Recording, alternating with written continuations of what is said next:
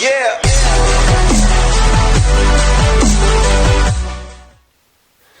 Hey everyone, welcome back to the channel. Hope you all had a very Merry Christmas to all those who celebrated. And here we are still with more movies to talk about from 2023, one of which being The Iron Claw, the latest from A24, written and directed by Sean Durkin, starring Zac Efron, Jeremy Allen White, Harris Dickinson, Maura Tierney, Holt McCallany, and Lily James. This obviously follows the dynasty that was the Von Erich family in wrestling, and of course the interpersonal relationships between the brothers in the family and their overbearing father, and everything else in between. Now, I won't say much beyond that. For those of you who know the story, you know what happens, but I didn't necessarily want to know going in, so I'll try to keep this as spoiler-free as possible. But my goodness, this is a devastating watch. Just really, this is Murphy's Law, the movie, in essence. And the fact that this is actually based on a true story is even the more heartbreaking, because the whole conceit with this is that apparently the Von Erichs have a family curse. And this is obviously something in real life as well that was a part of their legacy, and something that they dive very deeply into this film. And of course, I would say the thing that intrigued me the most was the wrestling portion of this. Very, very well choreographed fight sequences, and you can tell that all these actors are doing these stunts, which is pretty credible within itself. I mean, you just look at Zac Efron and Jeremy Allen White and you're like, damn, like, how did they jack up that much? But you can really see the dedication from the entirety of this cast in every single match. And I loved learning the ins and outs of the wrestling world, because while a lot of the fights are scripted, right, there's still some sort of prestige that is to be won by giving the best performance. And I thought when they were talking about that aspect of it, I found it very, very intriguing. This is a thoroughly engaging movie, I would say, from front to back.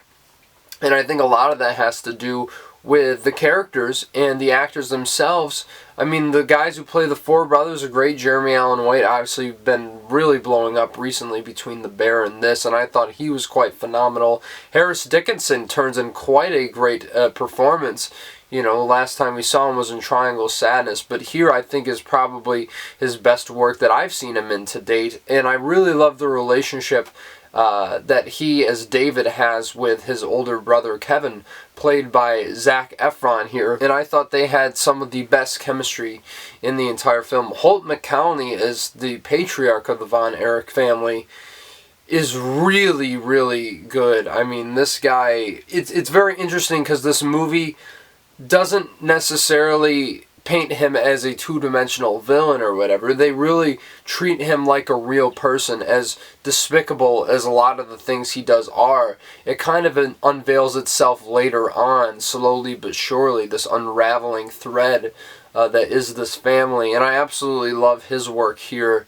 It's, yet again, it's not just a stereotypical portrayal of the overbearing father who has no dimension to him whatsoever. I'd say it's quite the contrary, and I love what he does. Maura Tierney, as the matriarch of this family as well, was really one I was impressed by, and I almost liked her less than the father at the beginning of the movie, but as the movie goes along, you slowly gain quite a bit of sympathy for her, and I just think the way she reacts to certain situations is really what intrigues you about the character. And of course, Lily James is always great. What a beautiful woman she is. But she's just so talented in everything that she's in. And yet again, the chemistry that she has with Efron here is incredible. And speaking of which, I have to talk about Zac Efron as Kevin Von Erich in this, because he is the star of the show here. This is his story, and my goodness, this is one of Efron's absolute best performances, probably after Ted Bundy, because the thing that is so great about what Efron does here is he's supposed to be, you know, this very macho, hyper personality in the wrestling world, but in real life he's a very sweet, soft-spoken guy, and he's just really the one who's the heart of this film and looking out for everybody around him. And I really love how he portrays that contrast, especially when he first meets up with Lily James. That's a really, really great dynamic that I absolutely love. And just, my goodness, gut-wrenching performance from Efron. He really takes you through the entire thing. Yet again, if this was any other year, I would say Efron should be nominated for an Oscar, but, you know, Best Actor is such a tight race this year, I'm afraid that he's going to have to be left out. But that's obviously no knock at Zac Efron. He's really proven himself to be quite a tremendous actor in the past few years. And I also have to mention Stanley Simmons, who plays one of the younger brothers, who I haven't seen him in anything, but he was absolutely phenomenal in the scenes he was in. And I really hope to be seeing him in more stuff in the near future. And I think the thing that's so interesting that this film explores is that dynamic of toxic masculinity, and, you know, like, because their father keeps telling them, show no emotion, and just the emotionally manipulative dynamics he puts this family through is really kind of to their own undoing. And I think the exploration of that and how that unfolds by the end of the film is really what makes this effective as it is. Yet again, there's a lot to enjoy about this film. The soundtrack, the character dynamics, the writing for each and every character, for the most part, is given a lot of depth, though I felt like they could have dived a bit deeper. And also, I have to mention the fact that there was a sixth Von Erich brother that they don't even mention in this, and because the director thought it would be more sad than it already is. But at some point, it's like, doesn't that feel a bit disingenuous? Because, I mean, he's an important part of the story. And that is one issue I have with this film.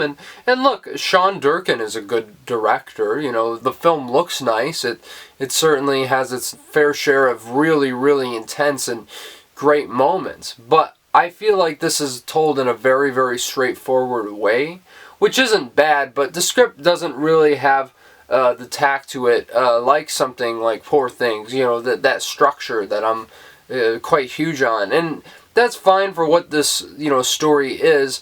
But then again, it's very, as I said, it's delivered very straightforward. And for an A24 movie, I was kind of surprised that was the case, you know. And yet again, I wish they had dived a bit deeper into a few more things, especially with the other brother. I thought that was a huge element they really could have nailed down. But this film does have some incredibly emotional moments that, that will definitely leave your audience in tears. I came close to crying on a couple of occasions here. This is just a rich story and a great character study of Kevin Von Erich more than anything, and a tribute to his resilience and this entire family. I would say it's really a haunting film, but, you know, certainly one that I think is worth a watch at the very least. A lot of people are going to be talking about this. A lot of people loved it. I didn't quite love it, but I'm still going to give it an 8 out of 10 because I think this is a really, really good movie. Definitely one of the better movies to check out during the holidays. And yeah, so please go out and see this movie.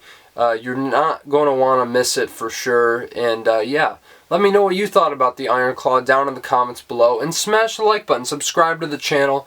If you're coming here for the first time, would very much appreciate you coming in and joining in me for more reviews.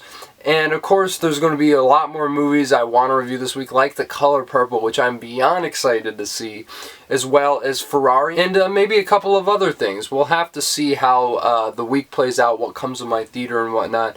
But yeah, those movie reviews will keep coming your way. And yeah, guys, thanks for tuning in, and I'll talk to you in the next video.